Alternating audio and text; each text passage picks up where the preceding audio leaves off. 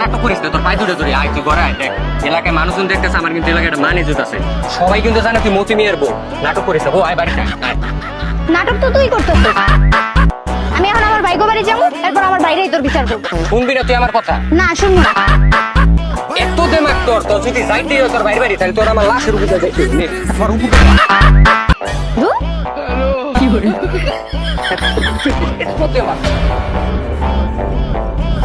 গায়ে হাত তুলেই দিলি তাহলে? হ্যাঁ, এই তোর খান বংশের পরিচয়? ঘরে বর গায়ে হাত তুলো? আমার পীরের বংশধর। তাই তোর ভাই কি করে? তোর বাইরে সারাদিন নেশা করে, পরে ঘরে যায় বউ ভিড়ে ভিড়ে দেওয়া তুই। কি তুই আমার ফ্যামিলি নিয়ে করে দিলি? আরে মেয়ে এনে দাঁড়া দাঁড়া তামসা দেখতেছো, এনে একটা মহিলার গায়ে হাত দিতেছে। আমার ভাইটাও ফোন তো চালা লাগবে। বাসায় যা চুরি করে বয়ে থাকো। রাস্তার মধ্যে দাঁড়ায় মেয়ে মানুষের গায়ে হাত তো সাহস তো কম বললো।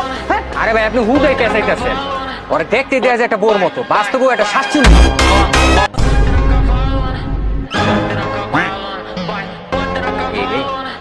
বেশি বলে গেলাম।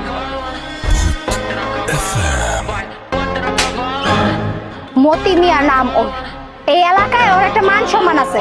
কলার ছাড়, ছাড় কলার। কি করে? চলো বাসায় চলো।